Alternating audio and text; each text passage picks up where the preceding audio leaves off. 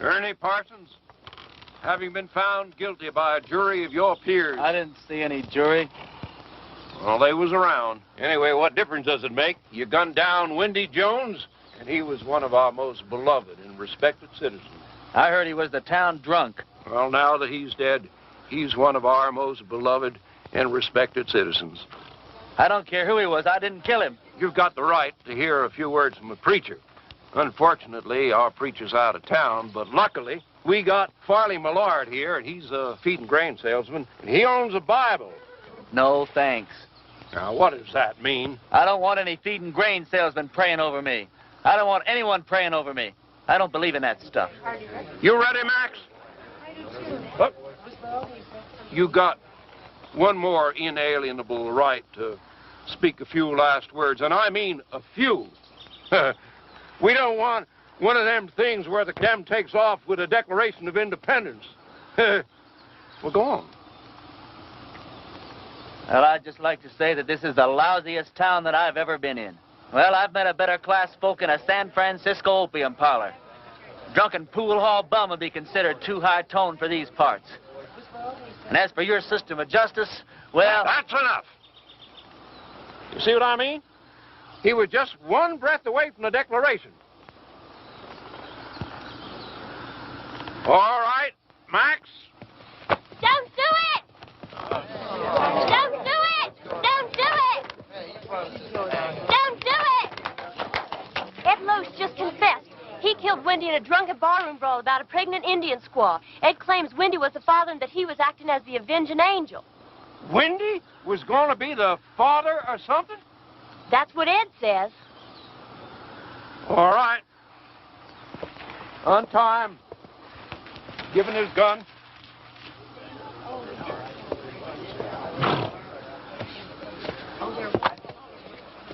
Now, that's the way out of town, son. Take it, keep on going, and don't you never come back. You heard her. I'm not guilty. Even so, we don't want no fast guns in this town. Fast guns right alongside with lepers in this law-abiding community. Can I ride back to town long enough to get some food? That's the way out, son. Don't press your luck.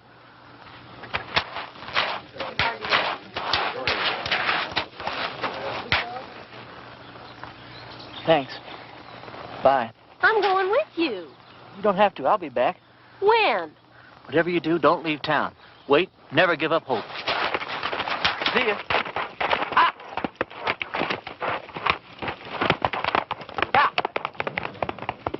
Well, if I'd have known he was going to act like that, I never would have lied for him. Lied? What? You would have never... What? I don't care. I thought he was cute. There ain't a man around here I'd have as a gift. And he took a bath every so often besides. After him!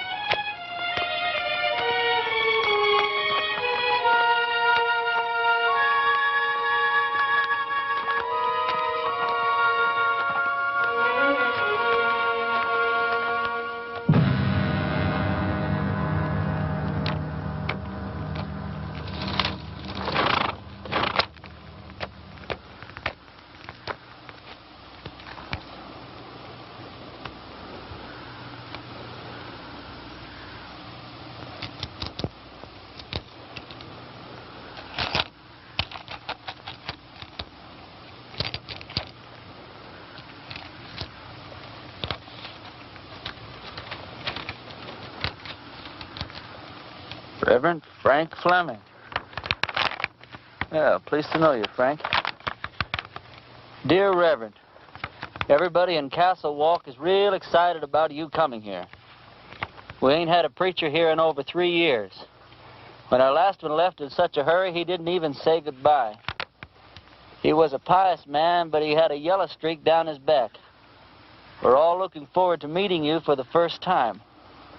We're all looking forward to meeting you for the first time? I don't know how long you'll be willing to stay, but you'll be welcome every minute of it.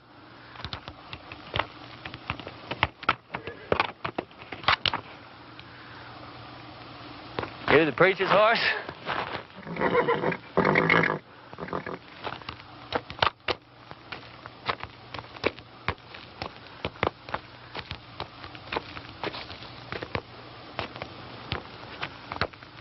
Let's see what you got, pal.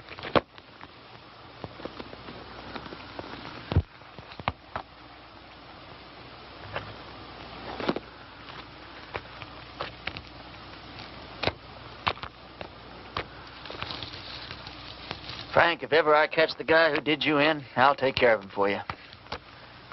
In the meantime, I'm going to need your clothes and your horse. I got a posse after me for something I didn't do.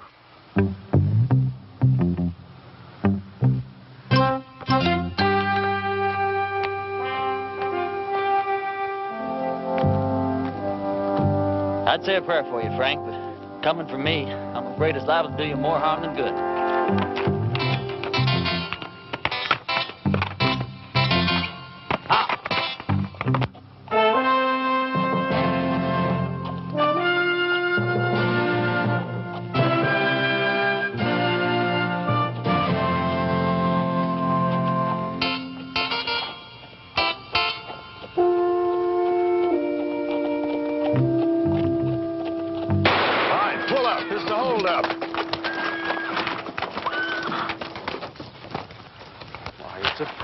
Percy?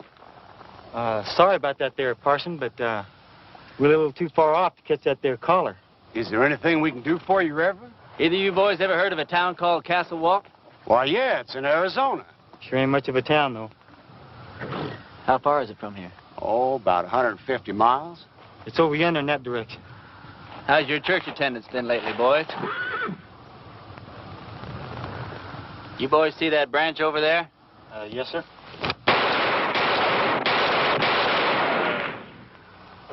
That was for the Lord, boys. He loves you, but he hates your profession. Yeah, I can see how I would. I want you boys to go and sin no more. We surely won't, Parson. As soon as we can afford not to. Preacher, you being so good with that gun and all, how come you didn't just kill us as we was riding up here? Because you boys are children of the Lord, just as much as I am.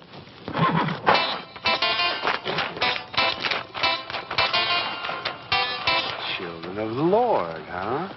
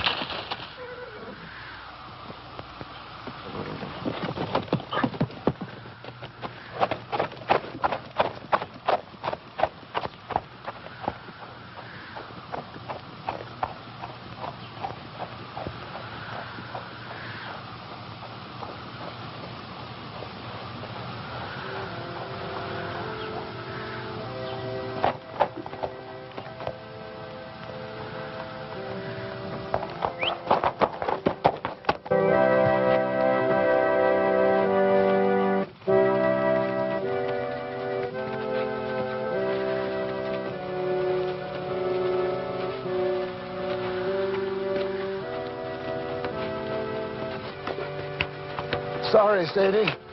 Didn't have the time to dig it no deeper.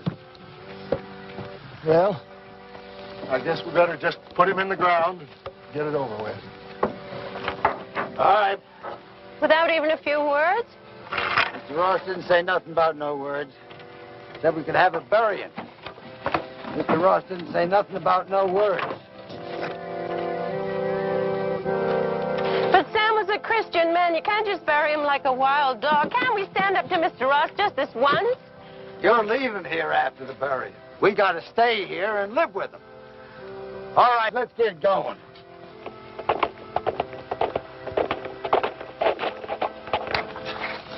Wait a minute. Is it one of Mr. Ross' men? Looks like a preacher. Well, what do we do now?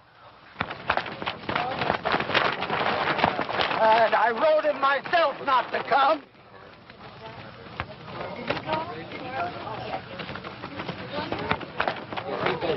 Thank God you're here, Reverend. I've got many receptions in my life, ma'am. Yours is almost unique. We were going to have to bury my husband without any proper words being said. But now that you're here... You, the Reverend Frank Fleming? That's right. I wrote you a letter telling you not to come. No, you wrote me a letter welcoming me to Castle Walk. I wrote you that letter. Yeah, but things changed. First, Mr. Ross said it was all right for us to have a preacher, and then Mr. Ross changed his mind. Gentlemen, what the hell is going on here? Reverend! Hell is a word that came straight from the Bible, folks. Now, all I know is we've got a heartbroken little widow here. You did say you were the widow? And these are my children.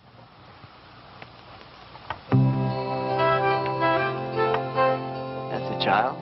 She's 18. Oh, she certainly is.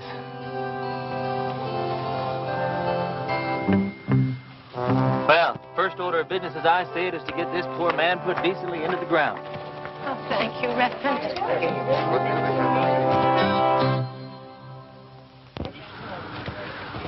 Oh, I don't know what Mr. Ross is going to say about this. I haven't been here 5 minutes, and I'm already sick to death of Mr. Ross. Come on, let's bow our heads. Don't you have a Bible, Reverend? Oh, I probably do in my saddlebag. Here, you can borrow mine, Reverend. The deceased was probably a simple man, so I'll just say a few simple words of my own, not bother to dip into the Bible today.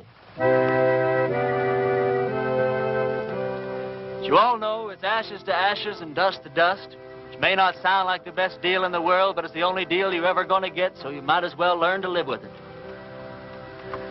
I didn't know the late deceased, but some of the works he left behind are mighty impressive.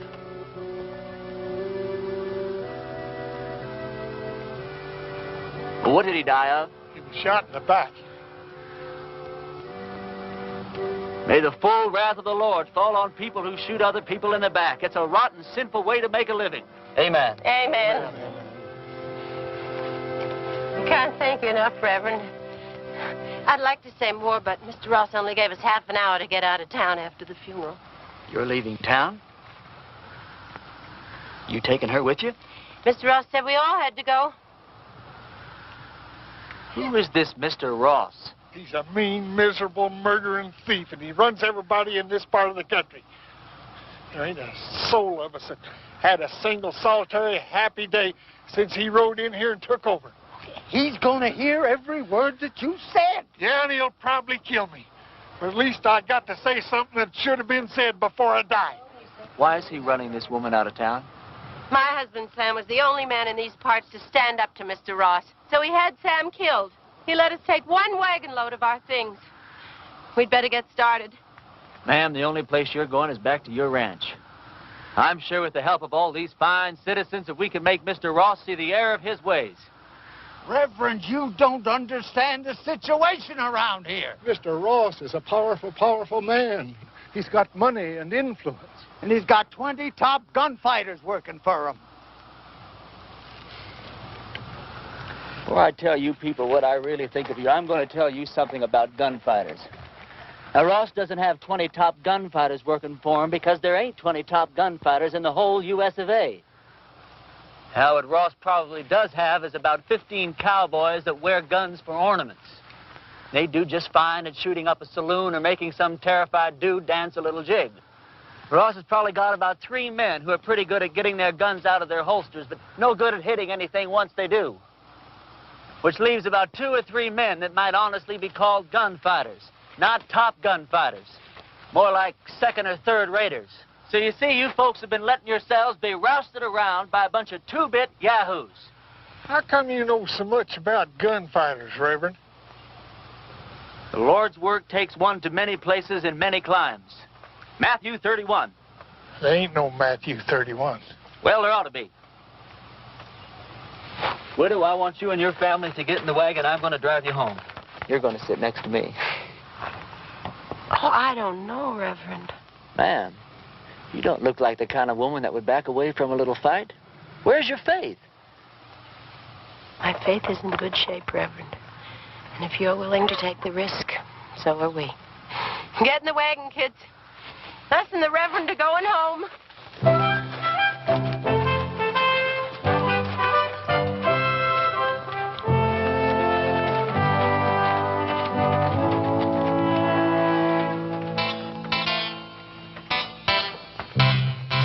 The lives of this family will be on your soul, Reverend. Oh, Reverend.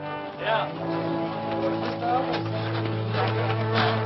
A couple of Ross's men are in town, and they're pretty liquored up. That was their first mistake.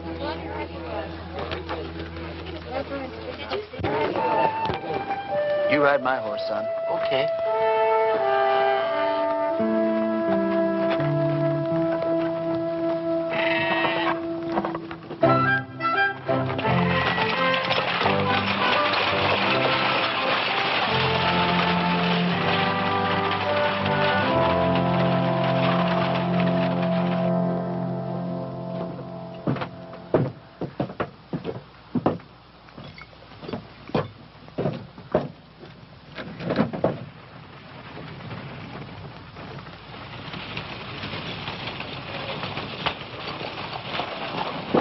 Hey, let's go have some fun.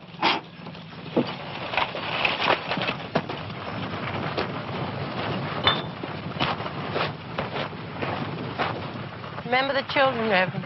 Those are just two of the cowboys, ma'am. Who? Where do you people think you're going? Where's the place that Ross would least like us to go? I'd say her ranch. Well, that's exactly where we're going. Wait till Mr. Ross hears about this. Mr. Ross is a skunk of doubtful parentage. Mr. Ross is so low he could walk under a rattlesnake's belly wearing a high hat. And that's what I think of Mr. Ross without ever having met the man. Now, that was indecisive, cowboy. Could have very easily cost you your unimportant life.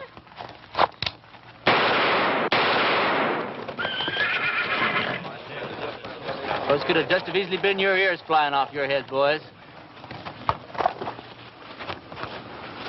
Well, that's a terrible way for a preacher to act.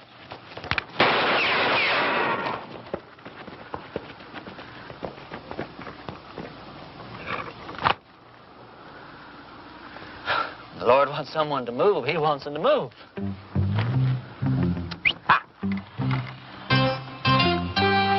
Reverend, my husband Sam would have followed you to hell and back. Don't talk about hell to a sinner, ma'am. You a sinner? Yeah, we're all sinners. We're about to be.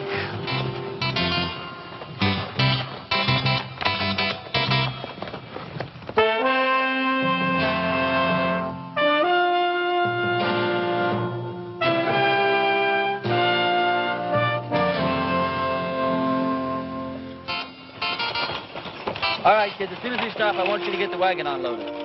I want to get this family settled in before dark. You don't mind if I order your kids around a little, do you, ma'am?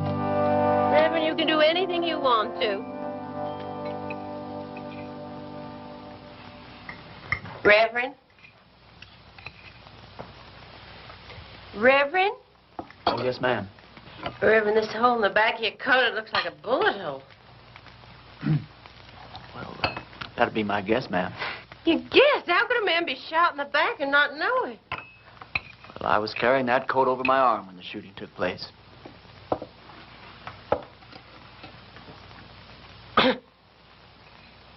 Well, tobacco's one of the Lord's works, too, ma'am. I'll get my things and fix your coat. Do you think Mr. Ross and his men are going to come down and get us tonight? No, not tonight, honey. I'd imagine that Sunday in church would be where he makes his first play. Aren't you scared at all? Well, I'm scared, all right, Sally. But not the kind of scare that'd make me knuckle under to the likes of that Ross.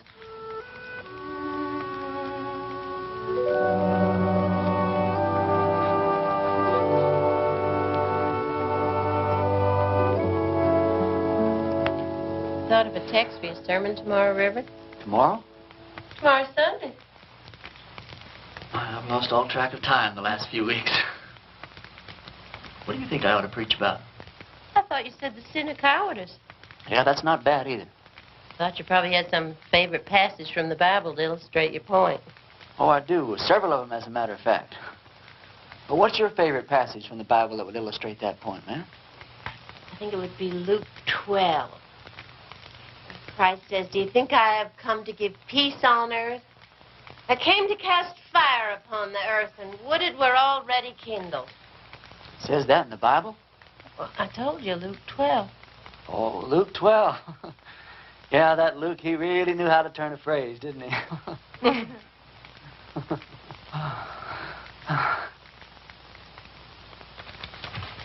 Clean your clothes up for the services. I'd appreciate that. You don't happen to have a Bible around, do you? I seem to misplaced my glasses. Could you turn to that spot in Luke that your mother was talking about? It's right here. You don't wear glasses. You know something, you're right. I don't know what got into me.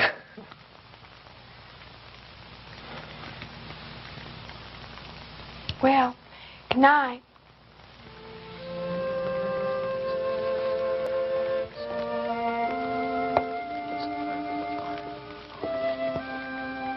Good night. Night.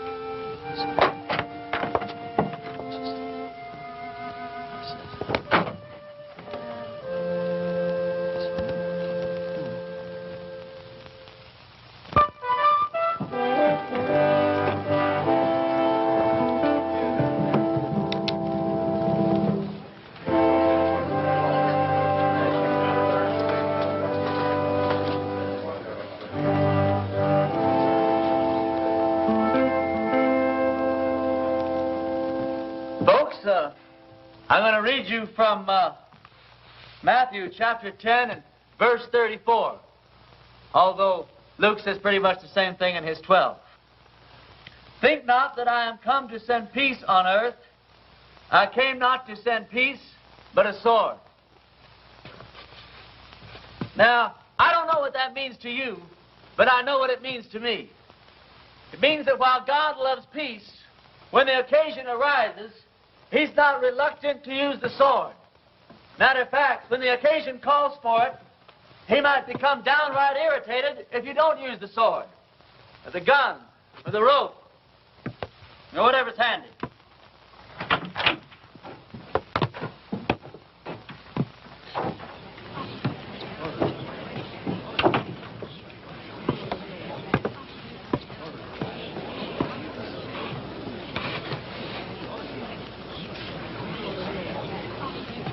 Now, you folks have had a cross to bear here lately, and his name is Ross. They say that people get the kind of lives they deserve, and I guess they do. But when men won't fight for their wives, women, and children, and when their women won't make them fight for what's right, then these people don't deserve any kind of lives at all. That's exactly what you got.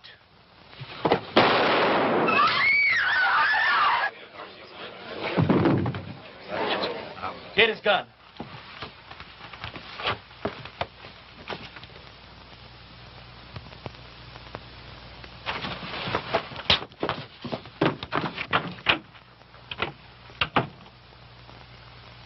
You've never done it?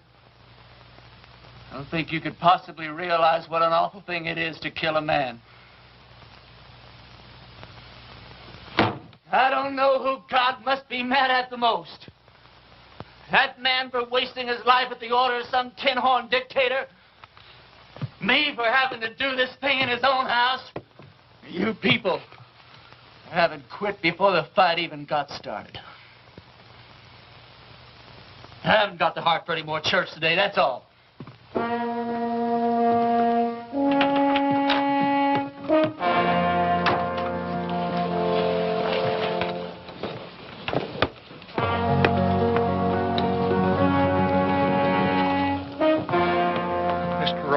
couple of his men are outside. Take care of yourself, son. Every second.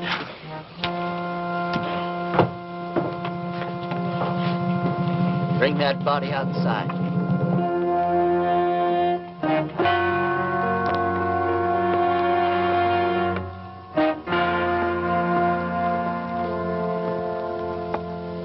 You've had a couple of fun days here, preacher. Well, I tell you, Ross, The name is Mr. Ross. The name was Mr. Ross.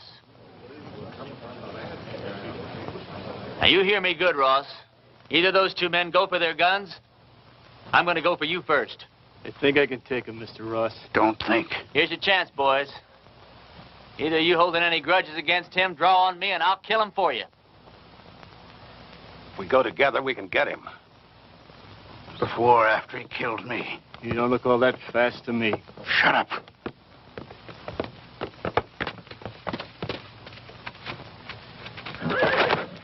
Friend of yours, Ross? All right, preacher. You pulled yourself off a nice little grandstand play for the folks. Now, I want you out of town. Who killed Sam Underwood, you or one of your men? I'm going to find out if I have to take the whole bunch of you to pieces. Give me the word. I'm sure I can beat him. We'll go on back to the ranch. I'll be there in a minute. You sure? Now.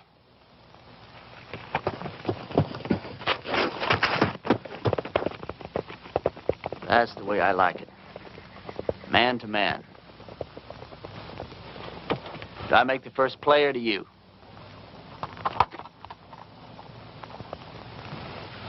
I just changed my mind, preacher. I don't want you out of town. I want you right here where I can get you anytime I want you. Service is next Sunday at 10 o'clock, and there's a 4-bit fine for being late.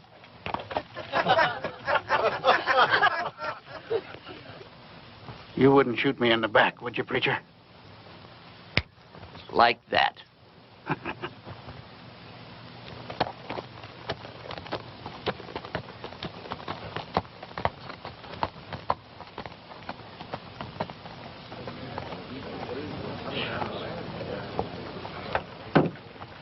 Any of you folks think your preacher doesn't deserve a drink after the events of this morning? Well, we just don't believe in the same God, that's all. Some of you boys plan him, will you? Don't you feel a little strange having a drink with your preacher on a Sunday morning? No. How come? You know, about 10 or 12 years ago, I took a trip up to Cheyenne. Come across this altercation between a 19-year-old kid and one of the top gunslingers in that part of the country at that time. This kid, he didn't want no part of the fight, but this gunny was drunk. And he kept at it, and finally the kid had to go for his gun or get blasted right there in his tracks. It was plumb pitiful. How?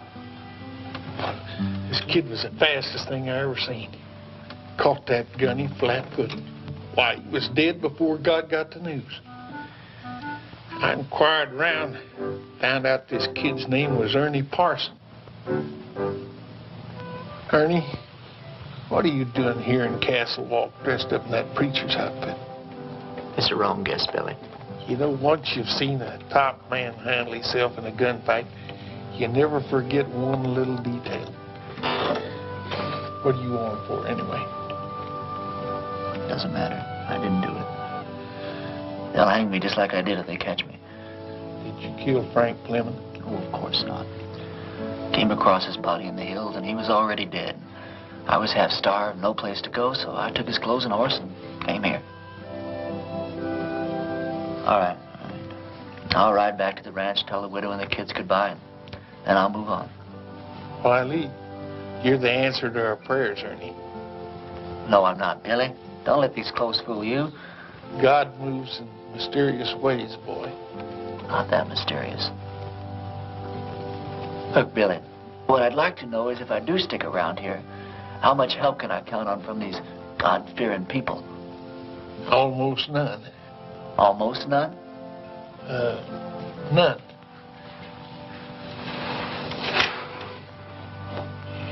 Which is just God moving in his mysterious way to get me killed. God will smite the sinners of Castle Walk just as surely as he smote the Philistines. Smote. For the time is at hand when you will hear of wars and rumors of wars. Be not afraid, for this must first take place. Nations will rise against nations, and kingdoms against kingdoms. Not a head on your hair, or a hair on your head will perish. And I quote Luke chapter 21, verse...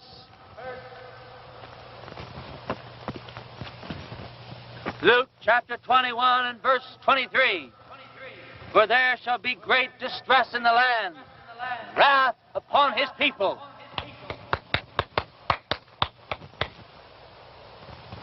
I brought you some lunch. I didn't know preachers had to practice. Well, it's either that or watch the collections fall off. Huh? Oh, that's a real bad joke I stole from the Methodists. Oh. Does your mother know you came out here alone? I don't know. Why? Well, you're a very attractive young girl. Almost too young, as a matter of fact. Most of the girls around here are married by the time they're 13 or 14. 13, huh? Well, I'll have to look into that. Why? They're the lucky ones. Even if they don't get a trip to Phoenix out of it. Is that the price of marriage around here, a trip to Phoenix? No, but it sure doesn't hurt. Look, do I have to keep on calling you Reverend? Oh, no. Call me Ernie. Ernie? My full name's Frank Ernest Fleming. All my good friends, they call me Ernie. Is there anything in your faith against marriage? No, not in my faith.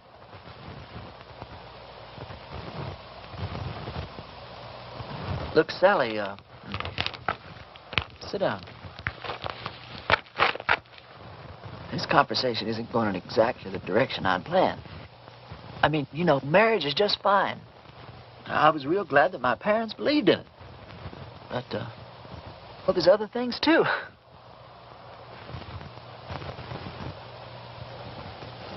You don't know what I'm talking about, do you?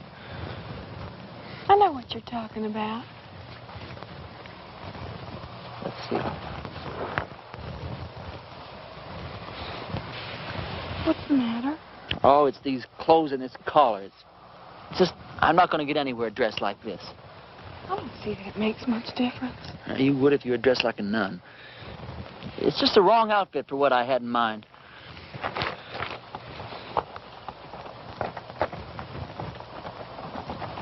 Hey, preacher, I got to talk to you. Hi, Sal. Hi. It's real important.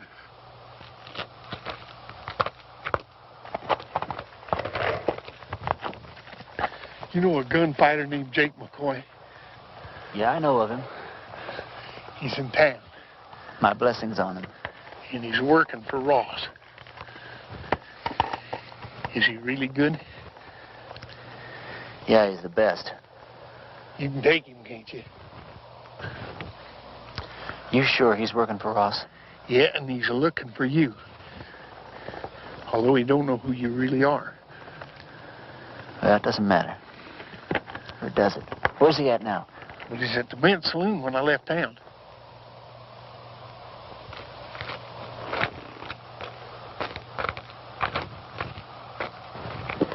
You're going to have to ride back to the ranch alone. We didn't get very much accomplished today, did we?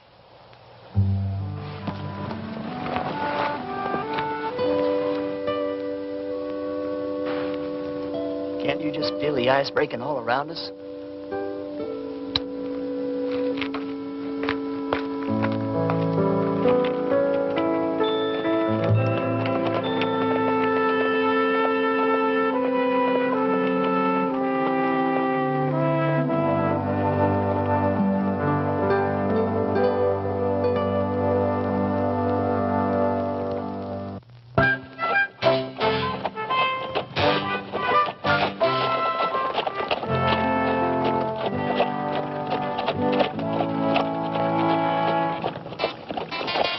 Well, this is your last chance to ride on out of here. Forget about the whole thing. I can't. I don't know why, Billy, but I just can't.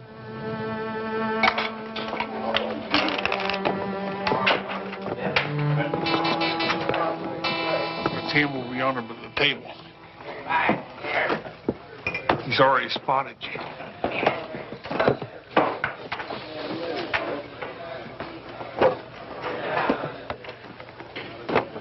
Hello, Jake.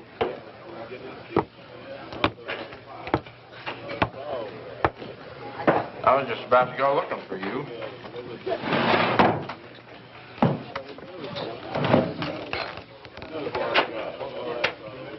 You ever run into Ernie Parsons anymore?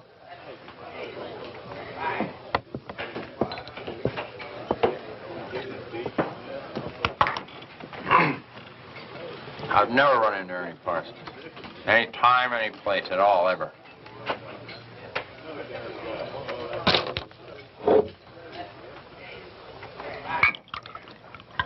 You have now. You?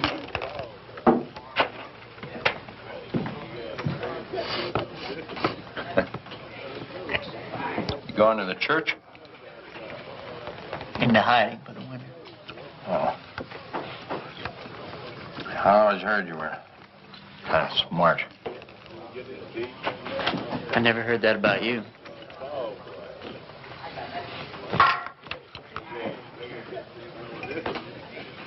Look, are we really going to have to go through with this thing? I got $1,000 in my pocket. And the girl waiting for me in Boulder City says I gotta go through with it. You all that sure you can beat me? You all that sure I can't? Anything I hate is a stupid, senseless fight. Come on.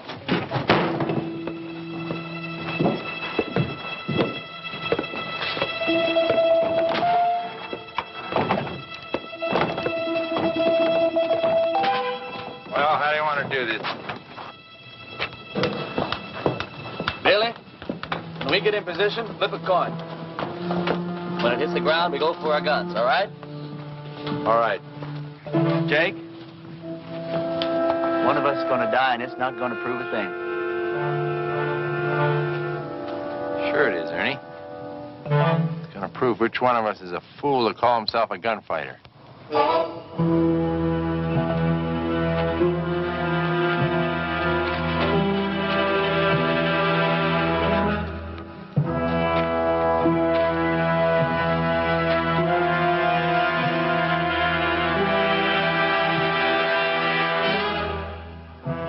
Boys ready?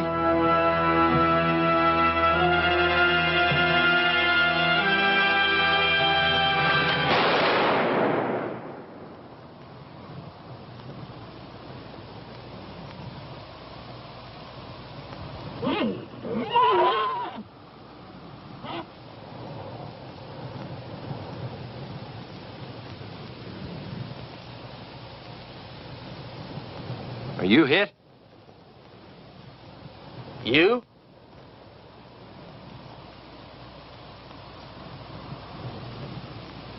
Did you ever miss from this distance before? Never. Me neither. Want to try again? No. No, I think somebody's trying to tell us something. You put your gun away. I'm going to get on my horse and get out of this place.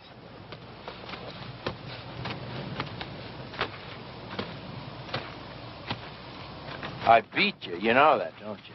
Oh, no, you didn't, and you know dang well you did, Jake. You going to give Ross his $1,000 back? No, I'm late for my date.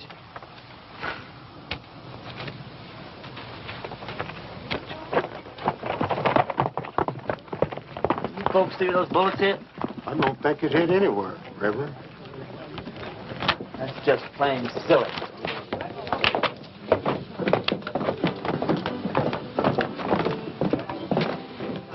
Hold on.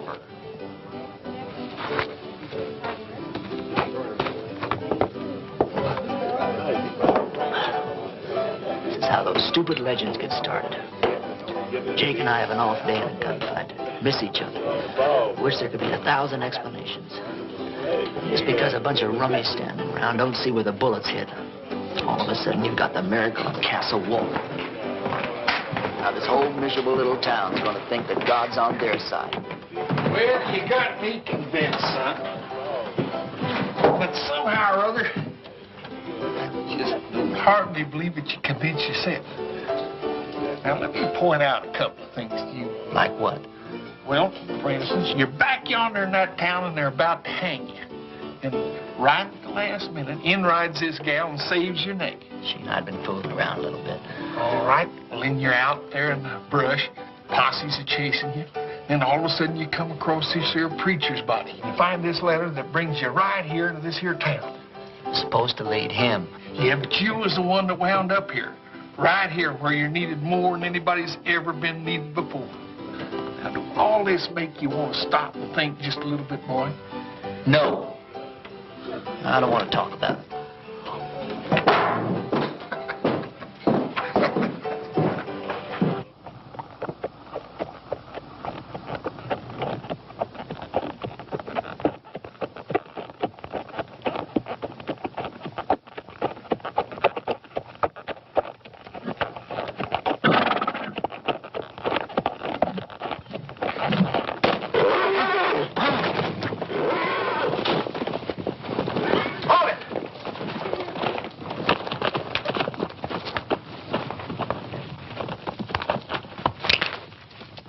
You should have listened to me when I told you to get out of town. You shouldn't have backed down in front of me the other morning either. Now, this whole town's gonna have the idea that you're just a little less than the tin god you pretended to be. Just tell me one thing. What really happened between you and Jake McCoy? I chased that bum out of town. And he's not gonna give you your $1,000 back either. He said to tell you that's the price he charges for shaking hands with scum like you. Get on with it. Prayer man, you drop that rope real slow.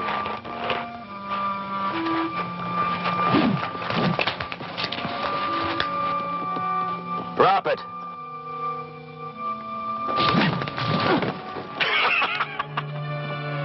You ain't getting out of town fast enough, preacher.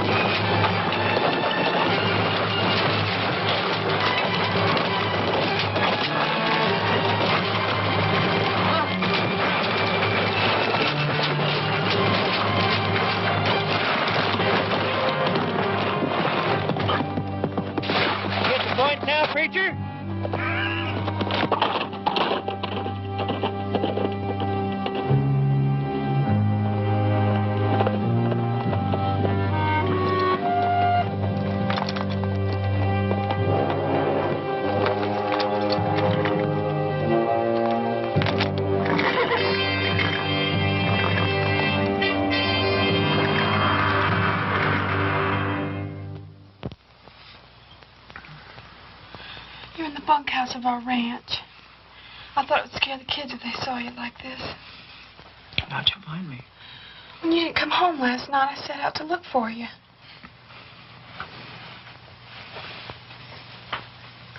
You stripped me down? I'm a ranch girl with brothers. Don't make a big thing out of it. You're something brand new in my life, Sally. Are you strong enough to get up and get dressed and get out of here? Doesn't matter whether I am or not, I've got to do it. You turn your back, Sal. I'm not as advanced in my thinking as you are. Will I ever see you again? Sure, why not? I'm not going far. Well, you have to. When they don't get your body, Mr. Ross will never stop until they find you. Yeah, and this is the first place he'll look. I want you and the kids to go out and dig a grave. Put some kind of a marker on it with my name. Tell Ross you found my body and buried it in the hills. Can I turn around now? Sure. Sally, I don't want anyone to know that I'm alive. I want it to come as a horrible shock to Ross. I want to start giving him trouble in ways he never dreamed of. I'm going to need plenty of food, water, and ammunition. I'll get you everything you need. Where will you go? I'll hide out in the hills for a while. Well, Ernie, in this part of the country, if a girl undresses a man, it's customary for the man to make an honest woman out of her.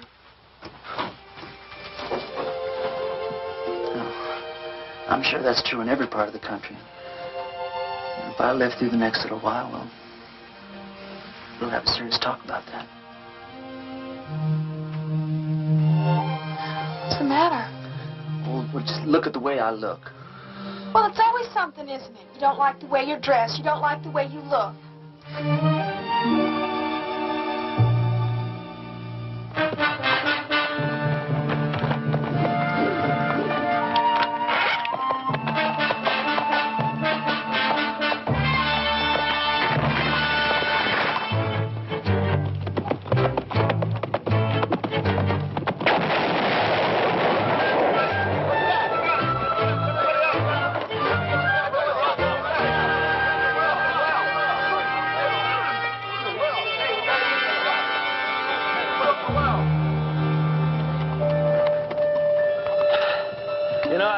There's a bunch of outlaws operating up in these hills. Probably scared old Chet and Harley half to death. Blew up the well, too.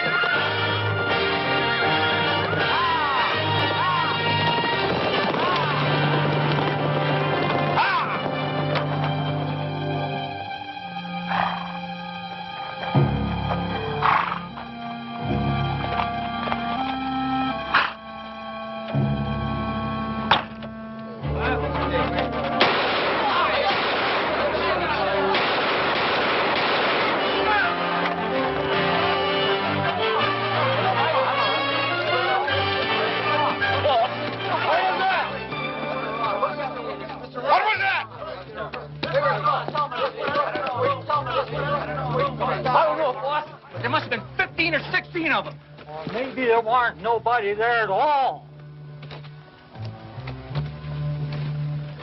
What do you mean? Dragging a preacher through the cactus.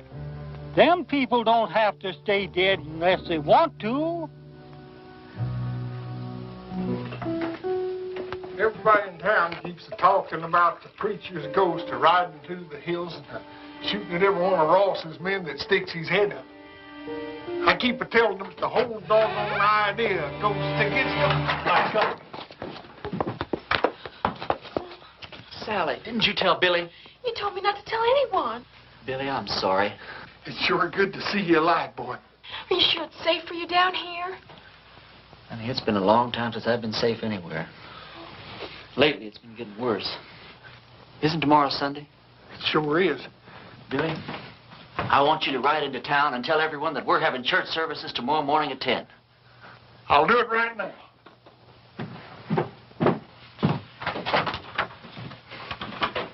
Sally told you our plans, ma'am? Yes. You have any objections? No. Ma'am, has it occurred to you that, well, Sally's liable to end up one of the youngest widows in these parts? Mary Mert's only 14 and she's been a widow 2 years. Besides Mary Mert. No, Grace Dorothy only been married a week and a half when her husband fell down a mine shaft.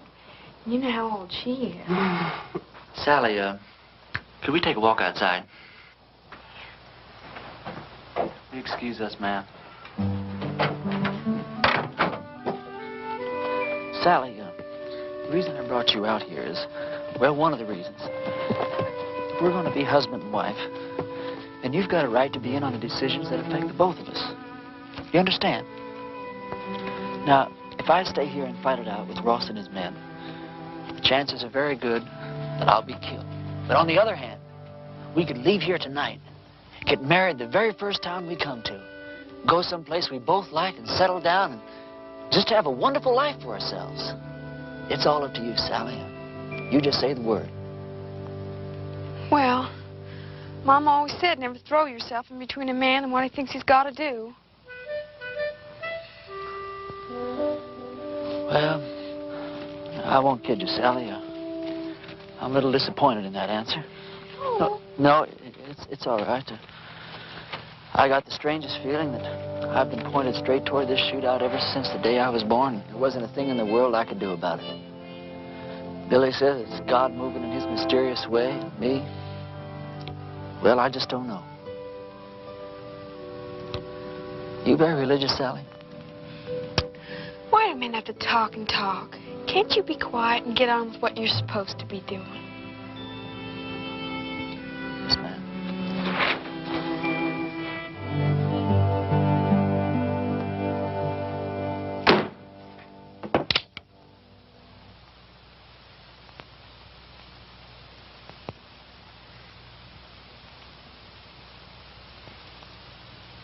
Folks, I'm here today as your preacher and as God's representative.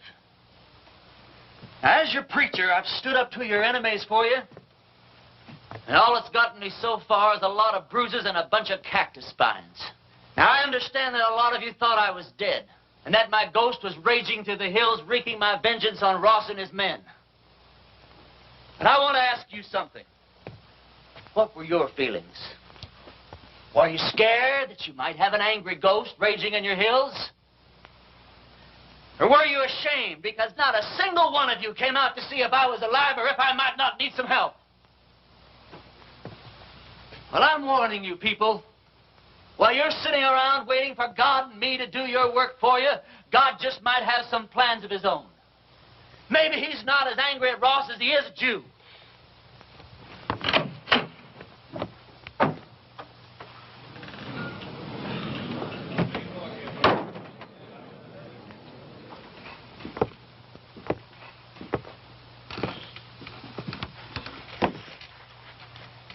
I'm not armed. Billy, go outside. Take a look around. I came alone. Go on, Billy. I just thought it was time that all this foolishness came to an end. We got a new country to build here. We ought to be getting on with it, instead of indulging in all this senseless killing. I won't deny that you've hurt me since you've been here. Several of my men have been killed or wounded. Several more have run off because you scared them half to death. I didn't know I was doing that well. What do you want, Ross? A truce. A chance to get on with our lives. Ross, if you were sitting on a stack of Bibles 10 feet high, I'd bet money that you were lying and I'd win. Well, now, just a minute, Reverend. If Mr. Ross is sincere, and I believe he is, this may be just the moment we've been waiting for. Luther, how could you believe that? I don't believe him for a minute. Now, Sadie. You are going to believe this man after all he's done to you?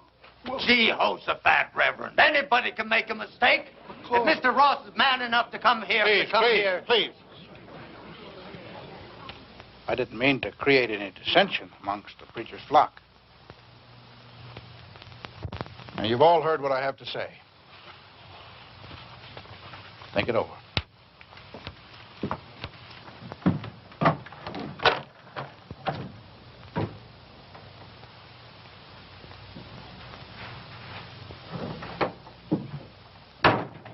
Well, I think we ought to accept the proposition. Well, I think you're right.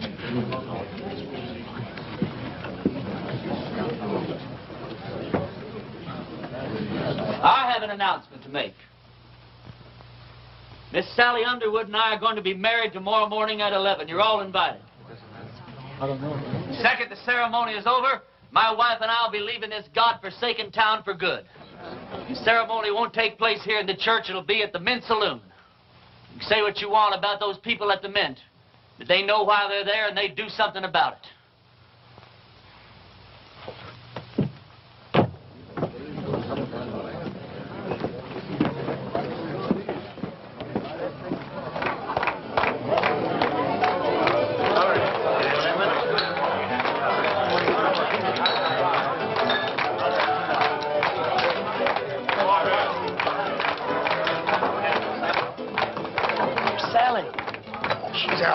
getting dressed. Her mama's with her. Can't take all day with this thing. What's your rush, boy? One of my feelings, and I'm never wrong, that I should get out of this place. Funny you'd say that. Huh? Oh, nothing. Hey, yonder she comes down. Oh, you're beautiful. Come on, everybody.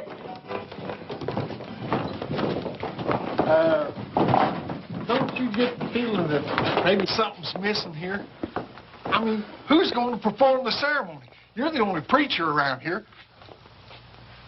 Well, I don't know of any law that says I can't delegate my otherworldly powers. You marry us, Billy. Oh, yes, Billy. I don't know about the legality of all this. Oh, never mind the legality. It's the spirit that counts. Well, Now, I take Sally to be my wedded wife. You go on from there. well, dearly beloveds, we are gathered here today to unite this couple in holy... What's that? Reverend, you were right. Ross and his men have bypassed the town, and they're circling around, and they're coming in that way. Well, he's let us down again. Hold it down, hold it down. How many men? I counted 14, including Ross. How long before they get here? Not more than 5 minutes. Well, 5 minutes is plenty of time. Go on with what you were saying, Billy. I'll have to get ready for Ross, otherwise I won't stand a chance. We'll have to finish this thing later. All right, folks, this is it. Now you see how much his word means. Ross and his men are coming into town for just one reason, to get me. Because he knows if he kills me, there won't be enough fight left in the rest of you to hold off a bunch of sick old ladies. This thing works two ways. Now, if I can get Ross first, then his men won't have any reason to go on with the fight. So all I'll need is some of you to keep his men pinned down while I take care of Ross.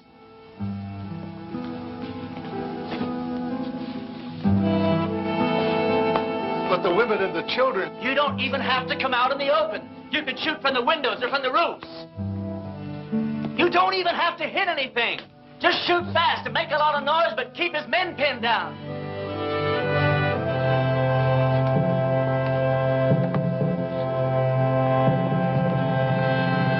Can't blame it, Reverend. I'm with you. Give Ma and me a couple of rifles. Well, you said we didn't have to hit anything, just make a lot of noise. You don't think I'd take a chance with you, do you? Come on, Billy. Give me the keys to the hardware store. Barbershop. I don't hate you people. I guess you just can't help the way you are. Well, I ain't gonna be that easy on you. Ernie, there's something else that you ought to know about. I'd have told you sooner, but, well, I didn't want to spoil the wedding. That sheriff that wanted to hang you, he's here in town. Where? Over at my place. I told him I was the sheriff here. It's the one that I got off our last late sheriff. Anyhow, I told him if you'd wait there while I'd round you up and bring you into him. How'd he find me? Oh, him and that posse come across Frank Fleming's body. One of them old boys knew Frank. They figured that you'd switch clothes with him. Well, if he wants me, he's just going to have to get in line behind Ross and those other 13 men. You take the barbershop. Ernie, when this thing's over with, though, you got to get out of town. That's all there is to it. Billy, what the hell makes you think we're going to live through this thing?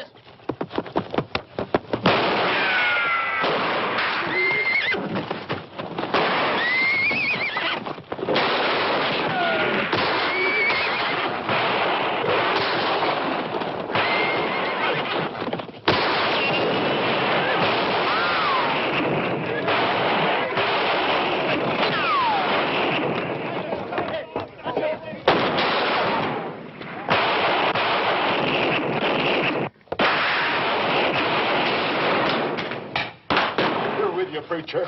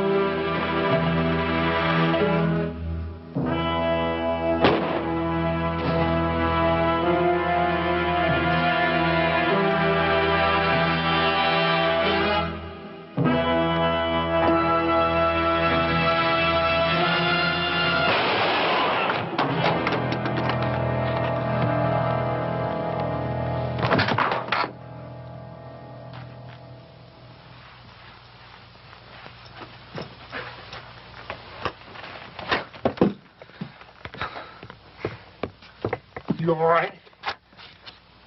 Barely. Listen, all you Ross's men. Ross is dead. Anyone who keeps on fighting is going to have to stand trial. How do we know he's dead? Because I'm alive. All right. You heard the man. The sheriff's going to be down here to find out what this is all about. Yeah, I know. Billy, get my horse and meet me out back, huh?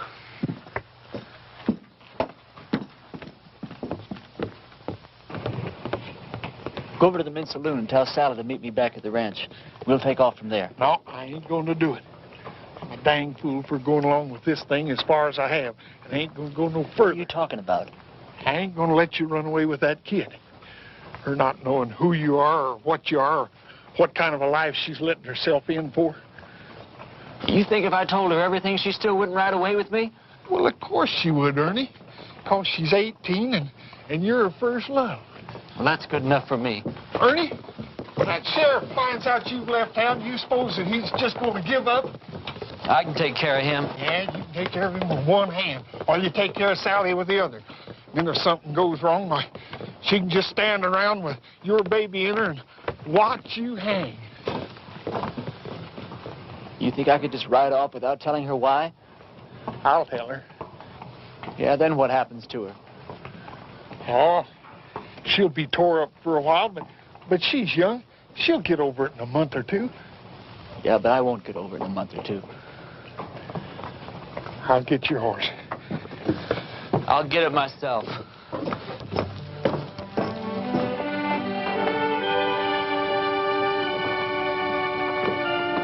Ernie, this town owes you a whole lot, but it don't owe you Sally. Can't make any promises.